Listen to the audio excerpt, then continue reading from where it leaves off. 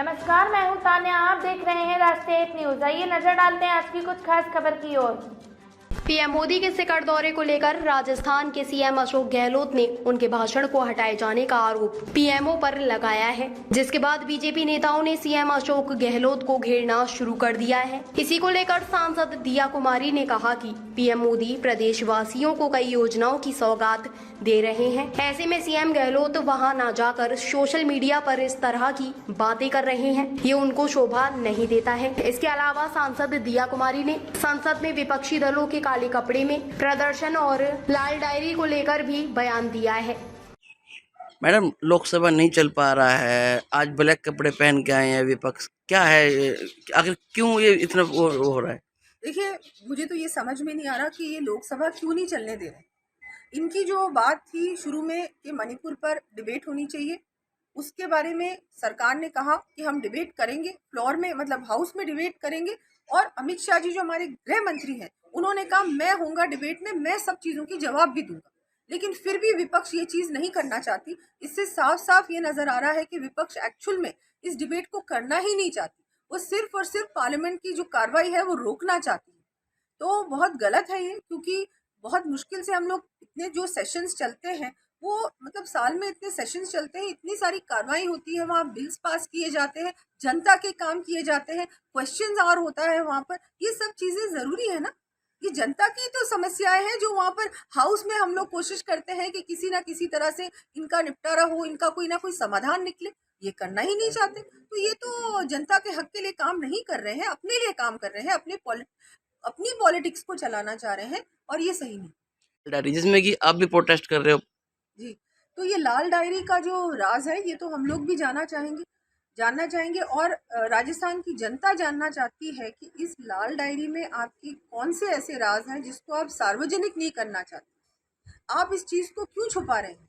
जब राजेंद्र हुड्डा जी वहाँ गए और उन्होंने कहा मैं टेबल करूँगा लाल डायरी को, तो स्पीकर साहब ने कहा कि मैं इस चीज़ को अलाउ नहीं करूँगा, अब जाओ यहाँ से। और उनको बहुत बुरी तरह से बाहर निकाला गया। क्यों?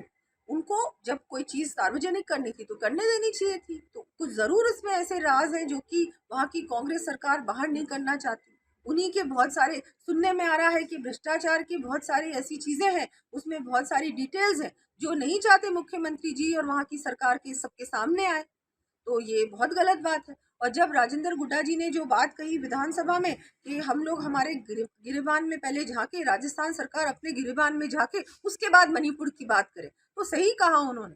ये सही कहा, क्योंकि राजस्थान में सबसे ज्यादा बलात्कार है, दलितों पे अत्याचार सबसे ज्यादा राजस्थान में है, महिलाओं पे इतना ज्यादा अत्याचार बढ़ चुका है कि राजस्थान को अब एक रेप कैपिटल के नाम से जाना जाता है, जो कि बहुत गलत है। क्योंकि हमारा तो जो प्रदेश है वो बिल्कुल शांतिपूर्वक प्रदेश था, और यहाँ तो हमारी महिलाओं की, स्त्रियों की पूजा होती है, इतना सम्मान दिया जाता है, और उसके बजाय यहाँ पर इतने बलात्कार हो रहे हैं, इसको रेप कैपिटल कहलाया जा रहा है। ये बिल्कुल भी सही नहीं है, और राजस्थान की महिला बिल्कुल भी इस चीज़ को नहीं सहेगी।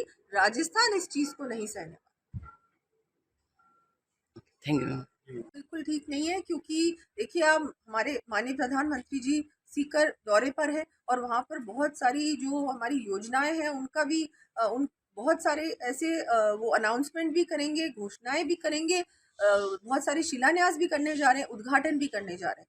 बहुत बड़ी बड़ी योजनाएं, मेडिकल कॉलेजेस और भी बहुत सी चीज़ों का वहाँ पर वो किसानों के हित के लिए बहुत सारी ऐसी योजनाएं और अनाउंसमेंट होने वाली हैं। लेकिन उसके बावजूद भी मुख्यमंत्री जी हैं वो वहाँ नहीं जा रहे, और उसके बजाय सोशल मीडिया पे ऐसी ऐसी बातें कर रहे हैं। मुझे लगता है ये सब चीज़ें उनको शोभा नहीं देती। उनको भी इस चीज़ को ध्यान में रखना चाहिए कि प्रधानमंत्री जी सबके प्रधानमंत्री हैं, वो किसी एक पॉलिटिकल पार्टी के प्रधानमंत्री नहीं है।